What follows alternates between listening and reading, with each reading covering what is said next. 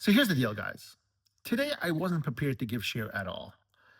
I don't know. Lost track of time in the morning. Started preparing. Got a phone call, work call. Got sidetracked with that. It just one thing after another, and it was 10 o'clock, and I was not prepared. So when shiur started, we went live, and everybody was on there. I kind of had to say something. I didn't tell anyone before that hey, we're not doing shiur today. I rarely skip a shiur, and I really try not to. But really, what we're up to in the introduction to Shaar HaBitachon, we're talking about the things that we believe in or that we trust in, right? So we talked about trusting in people, trusting in our own abilities, our brains, our physical abilities, our processes, our strategies, and then we talked about your trust in money, right?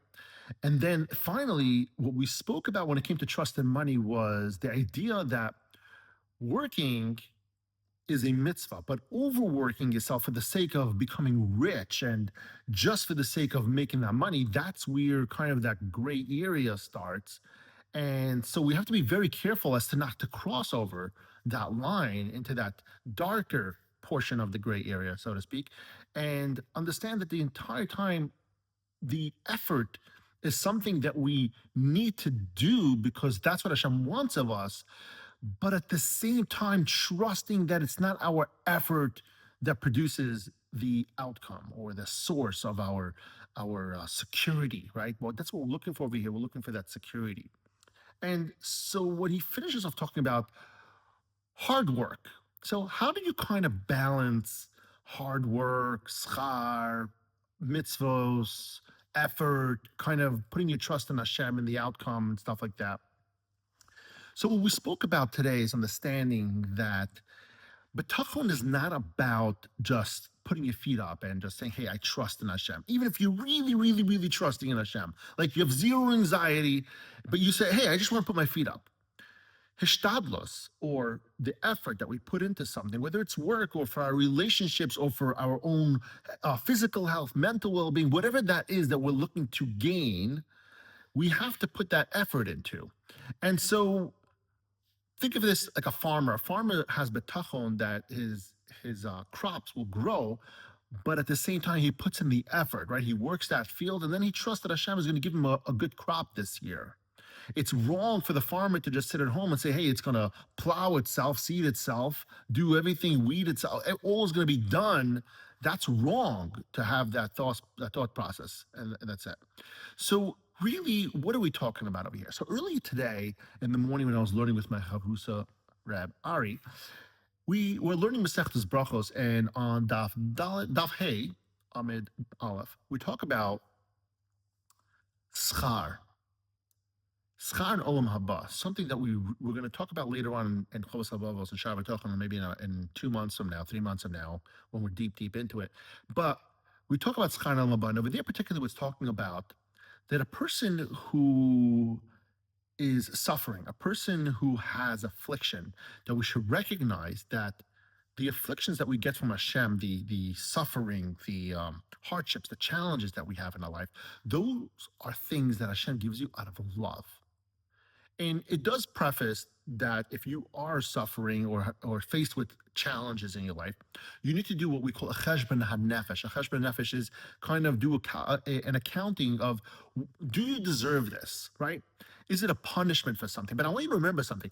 A punishment is not because Hashem is angry at you and he says, oh, I want to hurt you. That's not the idea. Hashem punishes because he's trying to coax you into the right direction. It's out of love. A parent doesn't punish their child because they can't stand the child. The child did something wrong, and so they're just angry and frustrated, and so they want to, discipline the child. That's not how it works. A parent, a good, healthy parent, disciplines the child because they're trying to teach them to be better, to do better.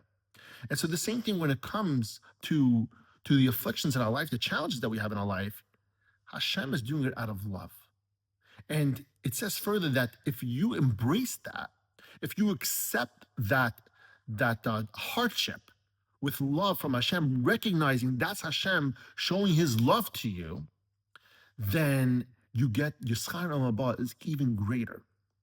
Coming back to this, to the hard work, every single one of us, especially today's days and today's economy, it's it's difficult, right? We have challenges every single day. We have needs, financial needs that need to be cured. We also run on emotions, right? We want certain stuff. There's things that are play in the concept every single day that we have a lot of difficulty with. We struggle with that every single day. I just want you to understand and take a moment that when Hashem presents you with a difficulty, when Hashem presents you with challenges, it's not because he wants to hurt you. It's not because Hashem is looking to spite you in a certain way. That's not Hashem. Hashem is not spiteful. Remember the two core values that we spoke about. Hashem does everything for a reason. Hashem does everything for your well-being because Hashem loves you and every single one of us. That's why Hashem does things. So when you're challenged with something difficult, it's not because Hashem wants to spite you. Remember, it's because love that Hashem has for you, that he's making you go through that. Now, it's difficult to understand that because, we're human beings and we only understand concepts that are on this world. And later on in Shaar HaBitachon, we're going to learn about this. There's a reason why the Torah does not mention schar and olam haba, because one of the 7 reasons it gives away is because we can't fathom what schar and olam haba is. We can't understand the reward system. But one thing we could understand, I think all of you would agree with me that if someone came over to you right now, gave you a large sum of money, promised you, I don't know, $1 million to give up your schar and olam haba, would you take it? I'm asking you this question honestly. Answer me. If I offered you right now $1 million and you know I was good for the money, would you take it in exchange for your schar and olam haba? I believe that your answer is no. Is that exactly? Your answer is no. I can hear that through this recording of this video. The reason is because we do understand that schar olam haba is far greater than the reward we can get in this world. So if you understand that you're not willing to exchange your schar olam haba for $1 million, well, maybe everybody has a price, maybe even 10 million, then you might not do that. There was a long time ago, maybe like 10 years ago, there was a gentleman who put his schar and olam haba up on eBay. And he wrote over there, because he says, hey, I'm Jewish. I wasn't raised religious at all, but I know I'm Jewish. I'm a good person.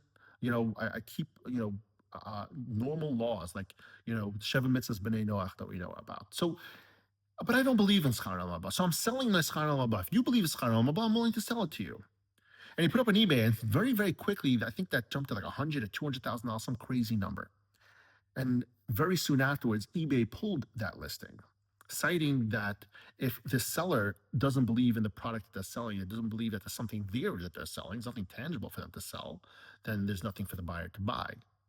Understanding that if you don't believe that there's something there, then how are you going to sell that? The point over here is schar olam haba is important. It's so important. But we need to internalize the idea, the concept that it's something that Hashem wants to give you when you go through pain and suffering on this world. The more you go through on this world, the less you get on the other world. So in a sense, it's kind of payment for everything that you're going to get on the other world. Now, I understand it's still difficult. It's not easy to go through life. I myself struggle with that part, right? There's a Gemara. It talks about a time of that. He had such physical ailments. It was so difficult for him that he begged Hashem to take it away from him. And Hashem told him, he said, this is the only time actually recorded in the Talmud that Hashem actually made an offer of such to an individual. He said, hey, I will take away your pain and suffering, but for that, I'm going to take away your schar that you're getting for having the suffering. And this Tana, he said, take away my pain and suffering. I'm willing to give up my schar that this comes for. Now, we can understand the depth and the magnitude of that, but the fact that Hashem offered this Tana that deal, it's the only time recorded that we see that Hashem offered someone a deal in order for exchange. I believe the reason might be is because if Hashem offered it to a regular guy, there's going to be a price. Maybe it's not 1 million, maybe it's not 10 million, but everyone's got a price. And Hashem is afraid that you might exchange it. And Hashem knows that that's the wrong deal to make. Hashem doesn't want to put you in that position. And so at the end of the day, schar olam haba is something that we want. Hard work is something we need to do. And hard work is not just financially. Hard work is relationships. Hard work is being a good Jew. Hard work is being a good person. Being a good Eved Hashem, which we're going to talk more about over our course in Shaar HaBitachon. Thank you, everyone, for joining us all here tonight. And as always, I love each and every one of you.